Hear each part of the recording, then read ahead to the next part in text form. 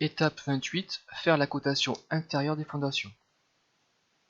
C'est-à-dire préciser quelle est la largeur de la fondation, du mode de soubassement, etc. Donc, ce n'est plus de la cotation cumulée, mais c'est une cotation classique. Donc avec la cote ISO 25, je vais par exemple coter ici de là à là et hop.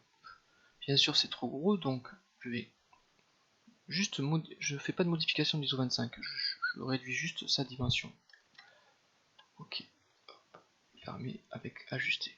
Voilà. Même je peux la réduire encore un petit peu. Modifier et on va mettre du 0.5, c'est tout petit, mais ça ira très bien. Voilà. 0.6.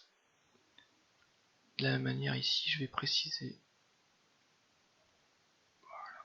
qu'on a 0.6. Voilà. Comme ça me permet de savoir quelle est l'épaisseur de mes fondations. Voilà. C'est un plan. Pour avoir normalement les largeurs, l'épaisseur c'est la largeur, pardon, la profondeur, etc., il faudra que l'on représente ensuite une coupe.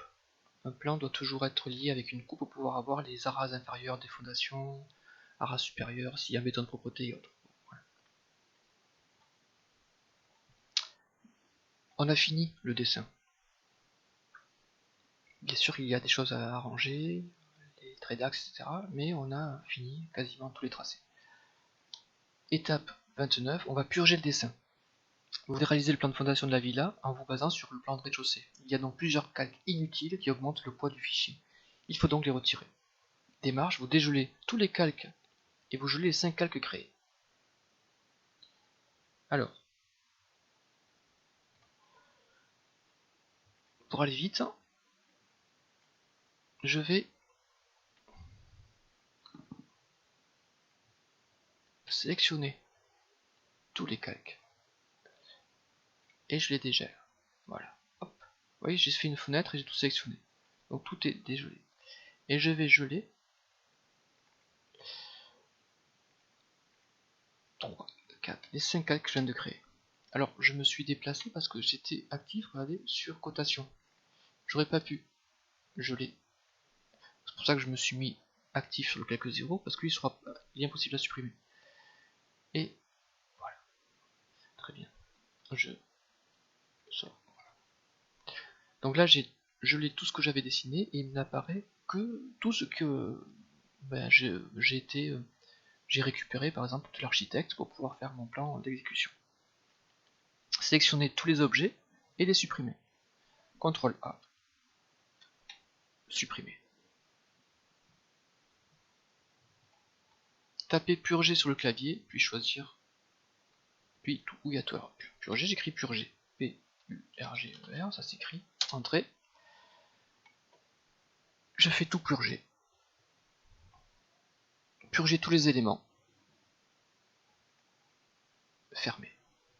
Si je regarde maintenant les calques, il n'y a plus que les calques créés qui apparaissent. Vous allez me dire, avec un calque supplémentaire qui est le calque DevPoint, oui, effectivement. Je regarde mes calques, si on s'aperçoit que DevPoint, en fait, c'est un calque dont le traceur est grisé. C'est-à-dire c'est un calque qui est par défaut sur les anciennes versions d'AutoCAD. Et donc il permettait en fait d'écrire du texte et qui ne sortait pas l'imprimante. On s'aperçoit qu'aujourd'hui, avant en fait cette colonne n'existait pas. Aujourd'hui je peux, si je souhaite, empêcher l'impression de certaines calques. Par exemple quand je fais des annotations, je mets des informations pour mes collègues, mais je veux pas que ça sorte en impression, et bien je mettrai l'impression, le traceur interdiction. Voilà. Donc des fois, lui, par défaut, il ne peut pas être supprimé. Donc voilà, ça permet, si vous voulez, quand on purge, en fait, ça permet de nettoyer un dessin, de réduire son poids, etc., quand on fait des envois, etc., et surtout voilà, d'enlever des éléments qui sont plus utiles sur ce plan de fondation. Voilà.